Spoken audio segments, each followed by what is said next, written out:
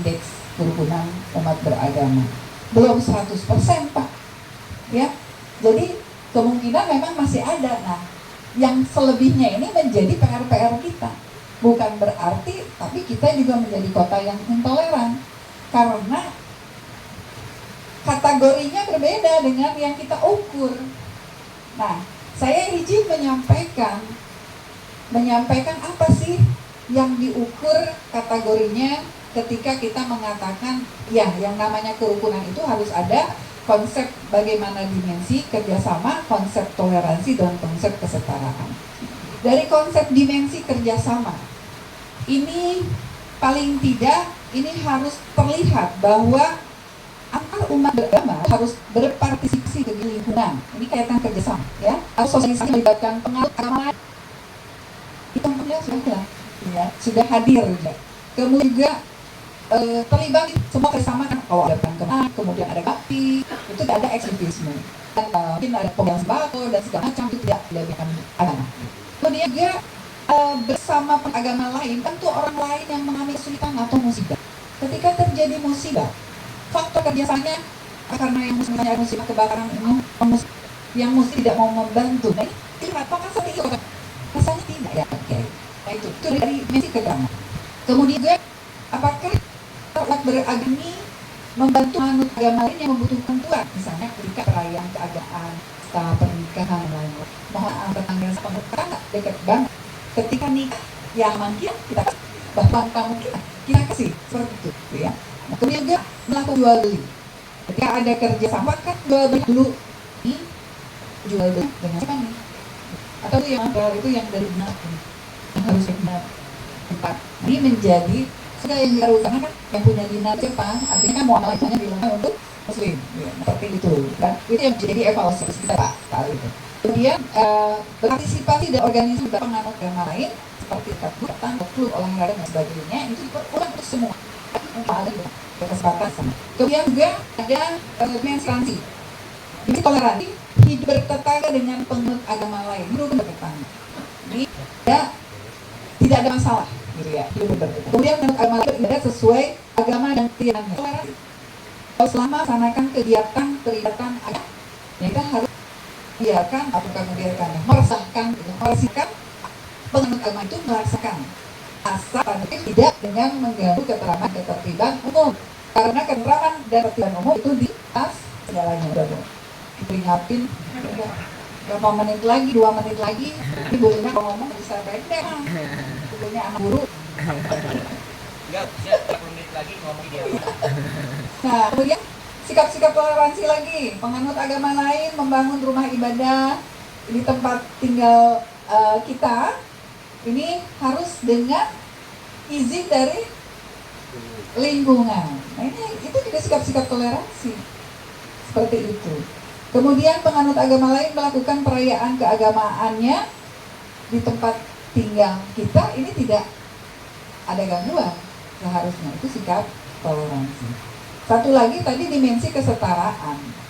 Nah, antar umat beragama itu harus kita nih semua harus menjamin Pak Kiai, semua kelompok agama harus diberi hak untuk menyiarkan agama dan ajarannya sesuai peraturan perundang-undangan, tetapi harus sesuai dengan peraturan perundang-undangan dengan tidak mengganggu ketentraman dan ketertiban. Kemudian juga setiap warga negara sama di muka hukum. Jadi hukum itu sama baik untuk penganut agama atau warga negara yang lainnya. Kemudian warga negara memiliki hak mendapatkan layanan publik yang sama apapun agamanya. Ini masalah kesetaraan. Ini harus, ya. Setiap warga negara memiliki hak untuk mendapatkan pekerjaan yang layak apapun agamanya. Jadi kalau kita menolong, misalnya kita punya usaha, ya, usaha home industry, itu harus memperkenankan agama yang lain juga ikut terlibat dalam usaha kita.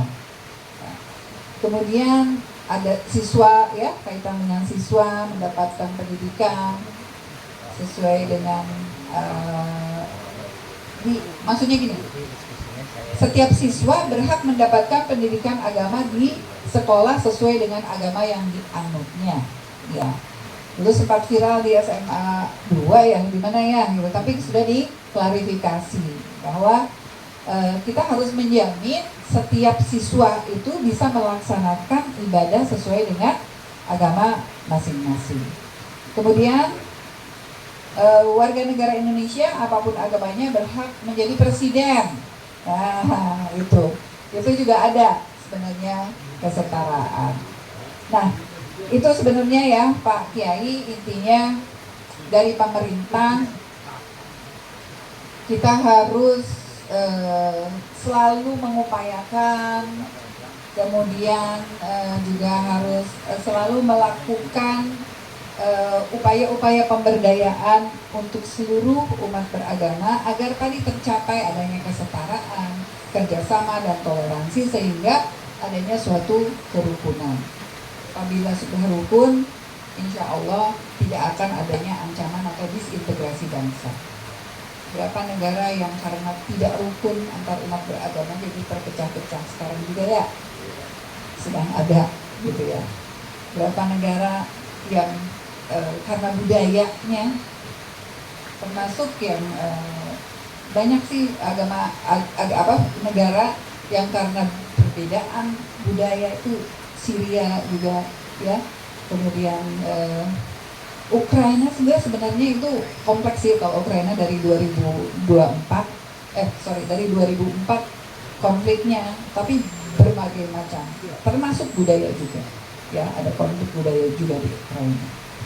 Nah, itu yang penting, kita harus bersatu, dan semangat persatuan ini adalah salah satu butir-butir dari nilai-nilai Pancasila. Oleh karena itu, ya akhir saya ingin memperkenalkan ada salam Pancasila. Sudah tahu semuanya salam Pancasila? Belum ya? 5, tapi gimana posisinya? Jadi kami punya salam, ini di-create oleh BPIP gitu ya, oleh BPIP. Salamnya seperti ini, salam Pancasila. Jadi kalau ada salam Pancasila, dijawab juga ke salam Pancasila dengan posisi tangan di sejajar telinga tapi tegak lurus. Limanya tidak terpecah-pecah, disatukan. Ada yang nggak bisa? Nggak bisa. Dilem, dirapet ya. Jadi kalau saya mengatakan salam Pancasila, dijawab juga dengan lantang salam Pancasila, gitu ya. Baik, itu untuk semangat pemersatu, semangat kerukunan, itu adalah semangat kita tetap mempunyai ideologi Pancasila. Ya, dipraktekin, ya. Salam Pancasila. Salam Pancasila. Salam Pancasila. Salam Pancasila. Salam Pancasila. Salam Pancasila. Terima kasih, harusnya 1 kali sih, cuman saya ngetes aja. Baik, mungkin demikian karena udah dibatas ini waktunya. Ya, nanti berlanjut ke tanya jawab. Saya sebenarnya lagi nyari pantun penutup ini. Dari Bapak nih, belum, satu. Oh, habis dialog belum ya? Satu nggak apa-apa, banyak nih pantunnya. Naik kereta sepeda di jalan raya, beli sukun di pasar gaplok. Kita memang beda kepercayaan dan agama, tapi harus hidup rukun di kota Depok. Cakep. Jadi kami persilahkan kalau ada yang mau bertanya.